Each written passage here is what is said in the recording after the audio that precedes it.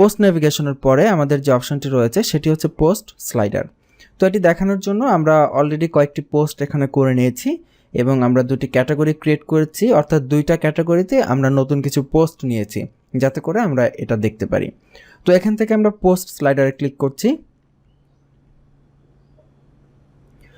Slider চলে এসেছে। আমরা এটাকে এই ভিউতে চলে যাই, দেখতে সহজ হবে। তো এই যে আপনারা স্লাইডগুলো দেখতে পাচ্ছেন, এই স্লাইডগুলো হচ্ছে মূলত আমাদের ওয়ার্ডপ্রেস সাইটে যে পোস্টগুলো থাকবে সেই পোস্টগুলোর স্লাইডার, এবং সেই পোস্টগুলোই স্লাইড শো আকারে আসতে থাকবে। এবং এটার ব্যাকগ্রাউন্ডে যে ইমেজগুলো দেখতে পাচ্ছেন, এই ব্যাকগ্রাউন্ডের ইমেজগুলো হচ্ছে এই পোস্টগুলোতে যে ফিচার ইমেজ ব্যবহার করা হয়েছে সেই ফিচার ইমেজগুলো। তো এইখানে বাম পাশে দেখি কী কী সেটিং রয়েছে। প্রথমে রয়েছে পোস্টের নাম্বার, আপনি কতগুলো পোস্ট এখানে প্রদর্শন করতে চান। মনে করুন আমি চাচ্ছি 3টা প্রদর্শন করাতে, তো আমি এখানে 3 দিলাম। দেখুন এখান থেকে 3টা হয়ে গেছে, 1, 2 এবং 3। তো এখানে 3টা পোস্ট চলে আসলো। এরপর রয়েছে ইনক্লুড ক্যাটাগরি, যে কোন ক্যাটাগরির পোস্ট আপনি দেখাতে চান। যেমন এখানে আনক্যাটাগরাইজড আপনার যে ক্যাটাগরিগুলো আছে। তো আমি যদি এখানে ক্যাটাগরি 2তে টিক চিহ্ন দেই, তাহলে শুধুমাত্র ক্যাটাগরি 2তে যে পোস্টগুলো আছে সেই পোস্টগুলো আসবে। এরপরে অর্ডার বাই, এটাকে আপনি অর্ডার বাই হিসেবে সাজাতে পারেন, যে এখানে দেখুন রয়েছে নিউ টু ওল্ড, তার মানে নতুন পোস্ট থেকে পুরাতন পোস্ট, এইভাবে এটা সর্ট হবে। অথবা আপনি যদি ওল্ড টু নিউ দেন, তাহলে পুরাতন যে পোস্টগুলো ছিল সেগুলো আগে দেখাবে, নতুন পোস্টগুলো পরে দেখাবে। যেমন আমি যদি এখানে ওল্ড টু নিউ দেই, তাহলে দেখুন এখানে পোস্ট 8টা দেখাচ্ছিল আগে, এখন দেখুন পোস্ট 5 আগে দেখাচ্ছে। তো পোস্ট 5 কোনটা বলুন তো? এই যে যদি আমরা পোস্টের তালিকা ওপেন করি, এই যে দেখুন পোস্ট 5 হচ্ছে এই যে এটা, অর্থাৎ ক্যাটাগরি 2তে সবার আগে যেই পোস্টটা ক্রিয়েট করা হচ্ছে সেটা হচ্ছে প্রথমে দেখাচ্ছে, তো এরকম উল্টা দেখাচ্ছে। তো আমরা এখানে নিউ টু ওল্ডে রাখি। এখানে আরও অপশন আছে A to Z, অর্থাৎ টাইটেলের নেমটা ABCD, এইভাবে আপনারা এটাকে সর্ট করতে পারবেন। এরপরে র্যান্ডম দিলে র্যান্ডমলি দেখাবে। এরপরে রয়েছে বাটন টেক্সট, এই যে বাটনের যে টেক্সট আছে সেটাকে আপনারা এডিট করতে পারেন। এখানে আমরা যদি লিখে দেই বিস্তারিত পড়ুন, তাহলে বাটনের টেক্সটে বিস্তারিত পড়ুন লেখা চলে আসবে। এরপরে কন্টেন্ট ডিসপ্লে, এই যে কন্টেন্টটা ডিসপ্লে করবে সেটা কিভাবে ডিসপ্লে করবে, এখানে দেখা যাচ্ছে শো এক্সার্ট, অর্থাৎ কন্টেন্টের একটা ছোট্ট একটি স্ন্যাপ দেখাবে। আর আপনি যদি শো কন্টেন্ট দেন তাহলে এরকম বড় আকার আপনি দেখতে পাবেন। এখানে দেখুন এই যে এরকম বড় আকারে কন্টেন্ট চলে এসেছে। তো আমরা তো এখানে এটা ব্যবহার করব না, আমরা ব্যবহার করব শো এক্সার্ট, যাতে করে কন্টেন্টের ছোট্ট কিছু অংশ। এখানে দেখাচ্ছে যে use post excerpt is if defined, যদি পোস্টের ভেতরে কাস্টম এক্সার্ট দেয়া থাকে তাহলে সেটা দেখাবে কিনা। তো এটা কিন্তু আপনারা জানেন যে পোস্ট এডিট করার সময় পোস্টের ভেতরে কাস্টম এক্সার্ট দেওয়া যায়। তো সেইটা যদি আপনি দেন, যেমন যে পোস্ট 8 যেটা আছে, এই পোস্ট 8টা যদি আমি এখান থেকে এডিট করি ড্যাশবোর্ড থেকে, সেখানে আমি একটা কাস্টম এক্সার্ট দেব, দেখি সেটা এখানে প্রদর্শিত হয় কিনা। এই যে দেখুন এক্সার্ট বক্স আছে, এখানে লিখি এটা আমাদের কাস্টম লেখা, যা সামনে দেখানো হবে বলে আশা করছি, দিয়ে পোস্টটাকে আমরা আপডেট দিই।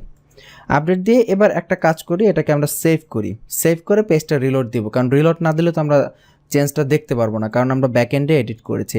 তো আমরা এখান থেকে পেজটা রিলোড দিই। অবশ্যই কিন্তু সেভ দিয়ে তারপরে পেজটা রিলোড দিবেন যদি এই ধরনের কোনো চেঞ্জ আপনি দেখতে চান। তো এখানে রিলোড দিচ্ছি, নিচের দিকে চলে যাচ্ছি।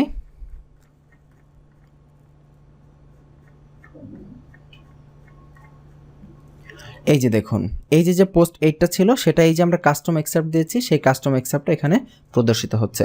তো আমি এখানে আবার গিয়ার আইকনে ক্লিক করছি, অপশনটা চলে আসলো। তো এইভাবে আপনি এই অপশনটা এডিট করতে পারেন। এরপরে অটোমেটিক এক্সার্ট লেন্থ, কতগুলো ক্যারেক্টার দেখাবে সেই ক্যারেক্টার এখান থেকে ডিফাইন করতে পারেন।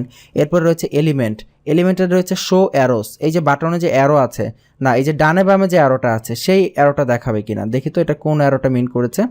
হ্যাঁ, এই যে ডানে বামে যে অ্যারোটা দেখাচ্ছিল সেই অ্যারোটা দেখাবে কিনা, তো এখানে দিলে আবার অ্যারোটা চলে আসবে। এরপর আছে শো কন্ট্রোল, কন্ট্রোল দেখাবে কিনা, কন্ট্রোলটা গায়েব করে দিলে নিচে যে কন্ট্রোল ছিল সেই কন্ট্রোল গায়েব হয়ে গেল। এরপরে রিড মোর বাটন যদি তুলে দেন তাহলে রিড মোর বাটনই উঠে যাবে। এরপরে পোস্টের মেটা যদি তুলে দেন তাহলে পোস্টের এখানে যে একটা মেটা ছিল অর্থাৎ অথরের বিভিন্ন ইনফরমেশন ছিল সেটা চলে যাবে। এরপরে ফিচার্ড ইমেজ, এখানে দেখুন ফিচার্ড ইমেজ কোনটা আসবে, শো ফিচার ইমেজ, এটা যদি তুলে দেই তাহলে ফিচার্ড ইমেজ দেখাবে না, এরকম ব্যাকগ্রাউন্ড আসবে। আর যদি শো ফিচার্ড ইমেজ দেই তাহলে ব্যাকগ্রাউন্ড হিসেবে প্রদর্শিত হবে। আবার ফিচার ইমেজ যে আমরা দেখাতে চাচ্ছি সেটা কিভাবে দেখাবো, ব্যাকগ্রাউন্ড হিসেবে দেখাবো, লেফটে দেখাবো, রাইটে দেখাবো। আমি যদি লেফটে দেই তাহলে ফিচার ইমেজটা লেফটে চলে আসবে, দেখুন এই যে এইভাবে। আবার যদি রাইটে দেই তাহলে ফিচার ইমেজটা রাইটে চলে আসবে। দেখেন কত ধরনের অপশন আমাদেরকে দিয়ে দিয়েছে। সিম্পলি আমরা কোডে হাত না দিয়ে কত ধরনের সেটিং চেঞ্জ করতে পারি। এরপরে ব্যাকগ্রাউন্ড, তো ফিচার ইমেজ সেট করা আছে, সো এখানে আর ব্যাকগ্রাউন্ড নিয়ে কাজের কিছু নেই। এরপরে ডিজাইন অপশন, ডিজাইনে ওভারলে অপশন, ব্যাকগ্রাউন্ড ওভারলে হবে কিনা, ওভারলে কালার কী হবে। ধরুন আপনি যদি এখান থেকে ওভারলে একটা কালার চুজ করে দেন ব্যাকগ্রাউন্ড, ধরেন যে আমি এই কালারটা চুজ করলাম, তাহলে দেখেন ব্যাকগ্রাউন্ডে এইটা পুরোপুরি এই কালার হয়ে গেছে। তো এবার ব্যাকগ্রাউন্ড তো আমরা দেখতে পাচ্ছি না, তাহলে ব্যাকগ্রাউন্ড কীভাবে আনবো? এই যে এখানে ক্লিক করব, এটার যে অপাসিটি রয়েছে, আচ্ছা সরি আমি যদি আবার এখান থেকে যাই, ধরেন যে এই কালারটা দিলাম, এটার যে অপাসিটি রয়েছে সেই অপাসিটি দিয়ে আমরা কন্ট্রোল করতে পারবো। ব্যাকগ্রাউন্ডে একটা ওভারলে এরকম একটা ইফেক্ট আমরা দিতে পারি। এভাবে যদি নীল রং দেই, এভাবে একটা ওভারলে ইফেক্ট দেওয়া যায়। দেখেছেন কত চমৎকার অপশন রয়েছে। তো এটা বাদ দিয়ে দিচ্ছি, এটা লাগবে না। এরপরে নেভিগেশনের বিভিন্ন স্টাইল, যদি লাল রং দিয়ে দিই তাহলে এই যে নেভিগেশন অ্যারোগুলো লাল রং হয়ে যাবে। এরপরে এখান থেকে ডট নেভ কাস্টম কালার, এখান থেকে আমরা কাস্টম কালার, এই যে ডট যেগুলো আছে এগুলোর কাস্টম কালার আমরা এখান থেকে চেঞ্জ করতে পারি। এরপরে ইমেজ রয়েছে, ইমেজের অপশন চেঞ্জ করতে পারি। এরপরে টেক্সট, তারপরে body text, spacing, filter, animation. তো টোটালি একই নিয়মে আমরা এই স্লাইডারগুলোকে আমরা মডিফাই করতে পারি। তো আশা করি আপনারা বুঝতে পেরেছেন। এটাকে আমরা সেভ করি, সেভ করে ফাইনাল সেভ দেই এখান থেকে। এবার আমরা আমাদের যে ডেমো পেজটা রয়েছে, অর্থাৎ যেখানে আমরা ডেমো দেখি, অর্থাৎ লাইভ যেটা, এই যে এটা হচ্ছে সেই পেজ, এখানে আমরা এরকম একটা স্লাইডার দেখতে পাবো। তো এইভাবে আপনি চাইলে আপনার ওয়েবসাইটের ভেতরে, কোনো পোস্টের ভেতরে বা পেজের ভেতরে আপনি এভাবে স্লাইড অর্থাৎ স্লাইডার আপনি অ্যাটাচ করতে পারেন। তো আই হোপ আমরা এতটুকু বুঝতে পেরেছি যে কিভাবে পোস্টের ভেতরে স্লাইডার নিয়ে আসতে হয়। আজকের পর্ব এই পর্যন্তই, আগামী পর্বের আমন্ত্রণ জানাচ্ছি। ভালো থাকবেন, আল্লাহ হাফিজ।